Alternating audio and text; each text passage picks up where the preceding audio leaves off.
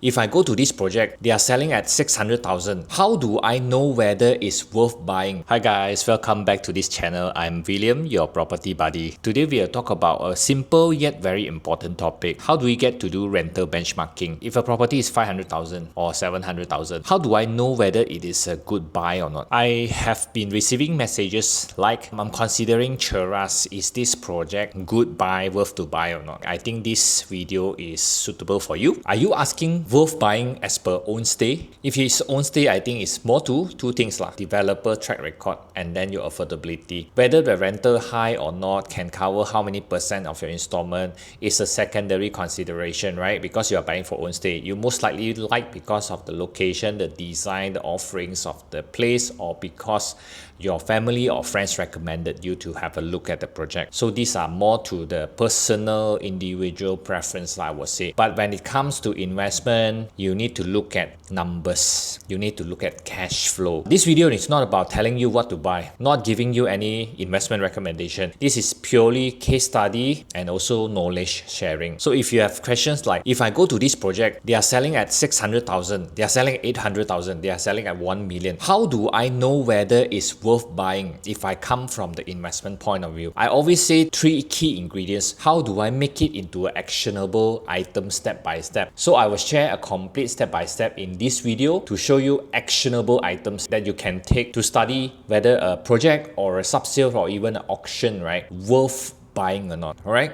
Let's begin on the first part, the rental benchmarking, and then later on I will show you also how do I accurately and non-emotionally determine the target price. If you can buy the property below your target price, okay. If the property is selling higher than your target price, then don't buy. Just go on to the next project or sub-sales or even auction deal. Property makes money when you enter at the right price, not buy first and hope it will go up. Always remember this, property only makes money when you buy at the right price, not after you buy and then hope it will gain in value. Okay, let's begin. I take one of the case study in Bangsar. This property named 38 Bangsar. Layout is studio and then its size is 580 square feet. If I were to consider whether to invest into this property or not, first key step, I would need to identify who is 38 Bangsar direct competitor around the same area, similar size, similar layout and age. So after looking at that area, it's near to LRT Bangsar, right? Bangsar Hill Park, big unit, not suitable. Gaya Bangsar, maybe yes, but a bit too old already. Nadi Bangsar, also yes, but also too old already, close to 9-10 years already. So the closest one would be Alpha Bangsar, which has similar size, similar layout. It's very good and accurate comparison to Alpha Bangsar. So let's look into the listing website and see what's the rental Alpha Bangsar studio around 500 to 600 square feet is renting now. So when you go to iProperty, straightforward, our case study today is 38 Bangsar. Our direct competitor is Alpha Bangsar. It's very user-friendly to use already, iProperty and Property Guru. They have improved all the filters. You can search exactly studio and 1 bedroom. You can also search even by sizes. Let's say I'm comparing with a 580 38 Bangsar, right? I just put maximum size. I want to compare 600 square feet. So there is only 17 rental listing over here. Maximum floor size in my search criteria 600, then studio and also 1 bedroom at Alpha Bangsar. So highest price, how much can I go? Let's say 4,500, 4,500. See whether there's a big outliers or not. So 4,500, like somewhere around there. Let's keep this in mind. Then how about the lowest price? Lowest price is 3,000, 3,500. You see there's a very big gap over here. So this 3,000, maybe the units actually is a more basic furnishing, and this one will be a better furnishing, therefore the gap of 500. Okay, and then when we go to Property Guru, it's the same thing. The search filter is the same, the user experience. Search for Alpha Bangsar, bedroom, studio and 1 bedroom, then search. In here, I do the same thing. I want to just look at apple to apple comparison, because I don't want to have a studio and 1 bedroom, right, compare with probably a 900 square feet studio and bedroom. It's not a fair comparison. So there is lesser listing available here, 13 only. Then maximum floor size is 600, studio and 1 bedroom. Okay, same thing. Lowest price, how much is it? 3,000, 3,005. Highest price, 4,005, 4,005, 4,002, 4,000. Okay, so this is how I get the rental benchmarking. And then we move on into whole rental list by area and by property. We are comparing 38 Bangsar 1 bedroom to the direct competitor Alpha Bangsar, which is just across the road, also 1 bedroom. So we capture here 3,000 to 4,005, 3,000 to 4,005. If I were to invest into 38 Bangsar today, what is the target price? We always use numbers to make a decision. So you calculate differently. Let's say you can rent today not until 4,005. You rent today 3,005. Assuming your rental cover 85% of your installment. So your installment is 4,117. And also equivalent to your target price, maximum price to enter 900,000. Your rental yield is 4.67%. Okay. So this is how you calculate your target price. Based on your rental, based on your installment, from there you can work out your target price to enter. Anything more than 900,000 for this, then you skip. Of course, you say, hey no, my 38 Bangsar can rent 4,000. Naturally, your target price can be higher, 1.05 million, and your rental yield is 4.57. So anything below 1.05 worth to enter. Anything more than that, not worth to enter, skip. So why we take rental must cover 85% of installment? This is not a sponsored ad by calculator.com. Yeah, I just find that their UI and also user experience is good, so that's why I use this one to do the case study. For example, you take a 900,000 house loan, 0% down payment, 35 years loan period, and also 3.9% interest rate depending on individual profile. So you calculate your installment is 3,931.17.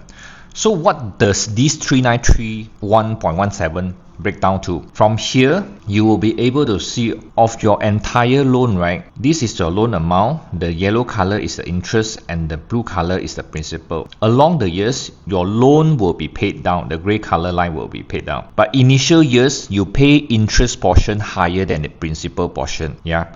So that means, although your installment is the same, although your installment is 3,900 over per month, in the early years, you are paying more portion to the than the principal. So therefore, your loan amount reduces slowly at the beginning of the years, beginning 10 years, 15 years. But subsequently, principal will overtake also. So why we take rental must cover 85% of installment? Simply means because this interest rate is already taking 75% of your installment. So if your rental doesn't cover minimum 75%, that means you are subsidizing, you are paying on behalf of your tenant to stay in your home or your property. So why 85%? As a 10% buffer, 34,000 over 48,000 is around 73%. 34 divided by, let's say, is about 70%.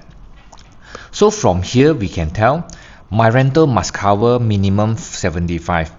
And then subsequently, why 10%? Because I want to factor in maintenance fee and also sinking fund, so that it will cover my cost, my operating cost, my month-to-month cost, my holding cost. When my rental can cover 85%, right? Which means I already cover the interest portion, which means I'm getting a loan, but my loan interest portion is paid by my tenant. I only pay for the 15% of the principal. Over the years, what does that mean? In simple terms, layman terms, I build the equity.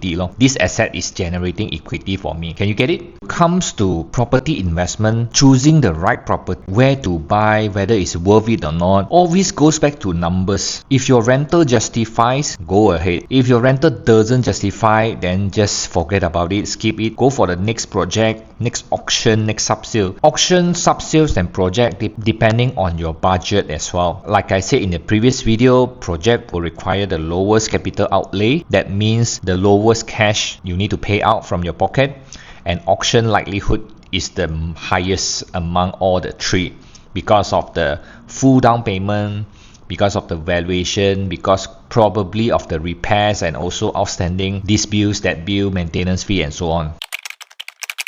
So to sum up today's video, we have learned about rental benchmarking using the listing website iProperty and Property Guru. And then using Google Sheet or even Excel, we work out the rental to the installment and from the installment to the target entry price of that property. So anything beyond that is not worth buying because rental numbers doesn't make sense. Anything below that is already past one of the key criteria, cash flow. Rental covers 85% of your installment. Of course, there's two other angles or two other key ingredients. Whether property have a very strong unique selling proposition, and also whether you are buying it at below area median price or below your direct competitor median price. And one more thing to remind you guys, when you do rental benchmarking, right, you will see lowest and also highest price. Sometimes there's also outliers. Some are placed very low. Some of the rental listing are listed 10%, 20% or even 30% below the actual rental price, and some also listed 10%, 30% higher than the actual market rental rate. So in order to take out these outliers or bias, right, you don't take the 10 or 15% lowest and the 10 to 15% the highest. Second thing, you can also take the median asking price. Let's say you only see one listing 4,000, the rest are 3,003, 3,004, 3,005. The median is around 3,004. So for a more accurate benchmarking, you can take 3,004, 3,005 instead of 4,000. This is to avoid over-aggressive estimation and also too pessimistic kind of estimation. So your rental benchmarking will be even more accurate. But if you have already done the first step, right, you are already ahead of a lot of other property investors. And if you break down into taking out the outliers, taking out the 15% of the top and the bottom, right, you are like 0 to 80% and then 80% to 90% already in terms of getting ahead of other property buyer or property investors. And once again, this is not recommending you which project or sub-sales or auction. Always do your due diligence, your research. If you like a more personalized session based on your budget, lifestyle needs and future plans, can contact my team. The number is here. If you like this video, please click the thumbs up, subscribe to the channel and share this video out. Your support motivates me to continue producing detailed area guides and project comparisons content. Thanks for watching again till this end, and I will see you guys in the next one. Okay, bye.